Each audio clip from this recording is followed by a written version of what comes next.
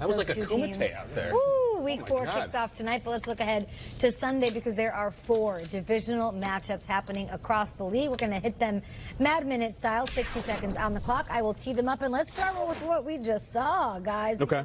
The Ravens head to Hines to take on the Steelers. It's a rivalry older than anybody that works on this television show. Let's just be honest here.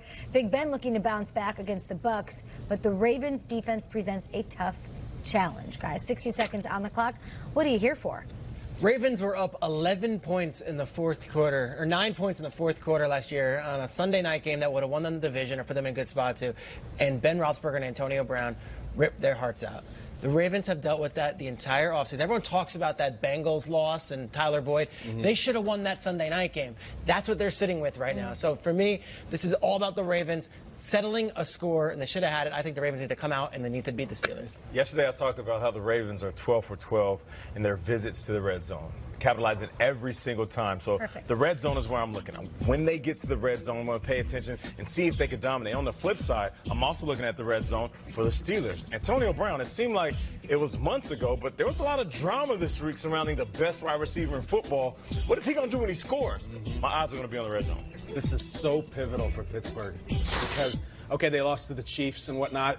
Losing to the Ravens is a different deal, but so is beating the Ravens. There was this false exhale after they found they won a game last week. A lot to worry about with the defense still, but if you beat Baltimore in your house, in your division, huge win, we're off and running. I'm here for them running the ball. James Conner, electric Week 1. Since then, they've been bottom 5 in run offense. So I feel like maybe give the ball to your local hometown kid, James Conner. All right, next up, let's head to the AFC South where the winless Texans host the Colts at home. Deshaun Watson's 2018 comeback tour hasn't really gone as planned, while Andrew Luck has shown signs of his old self. Which quarterback do you guys expect to razzle-dazzle you the most in this game? Kyle! I'm going to go with Andrew Luck. Listen, I love the 1-2 Colts. They're my favorite 1-2 team because they're written off.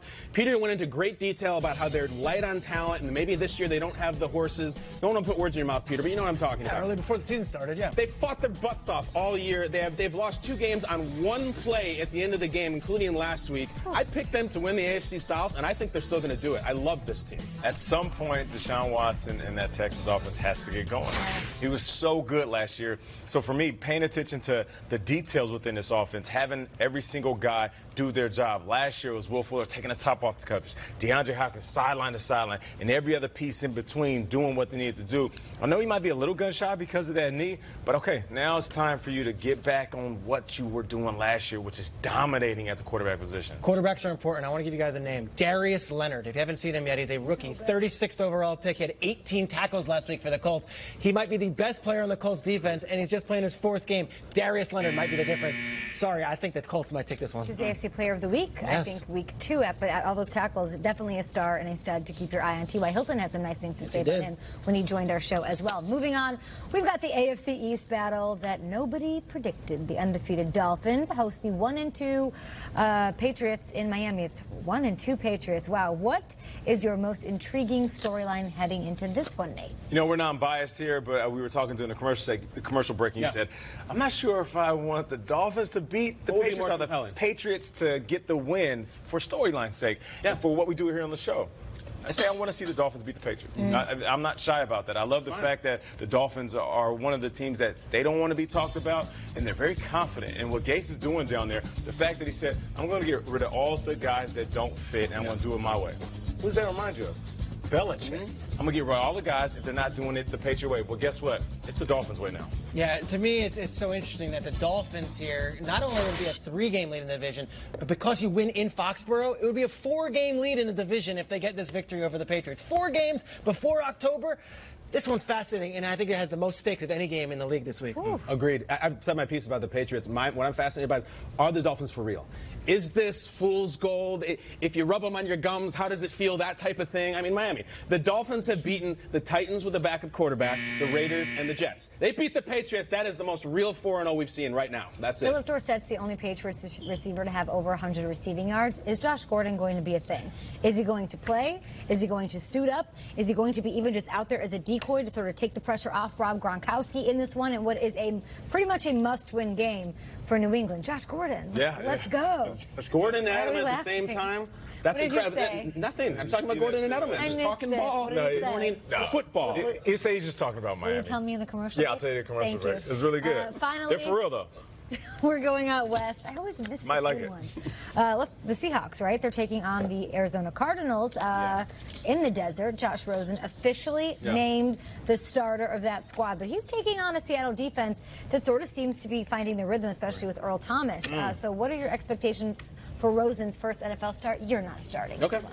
Go. I think good. I think Rosen's going to have a whole week to prepare here, and I think the Seahawks defense is going to be loaded to bear to go get him. But I think Josh Rosen was the most NFL-ready quarterback coming out of college. I thought last week was a really tough situation for him. I don't think they did him any favors throwing him into the fire with 5 minutes left against Khalil Mack, fresh off a week of not preparing with the ones. I think Josh Rosen does very well, and I think we've learned anything from these rookie quarterbacks.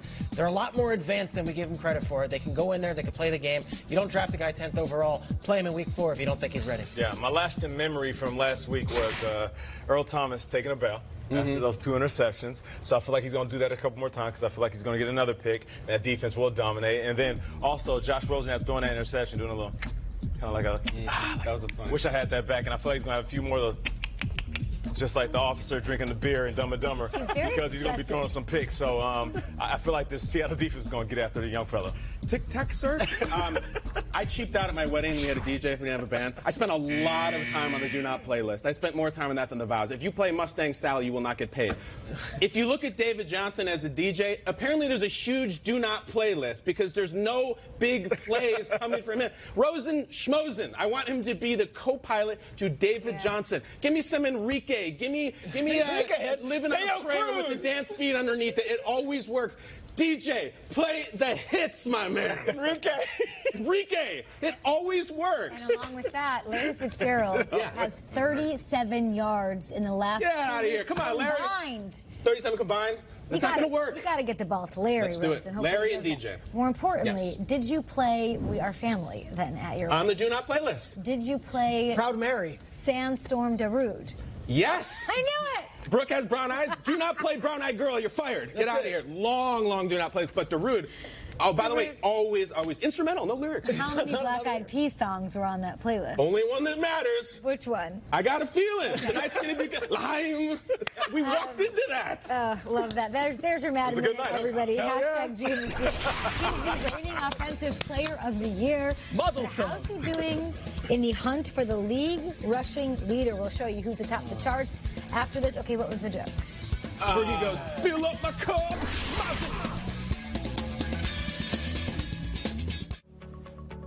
You shouldn't have to go broke.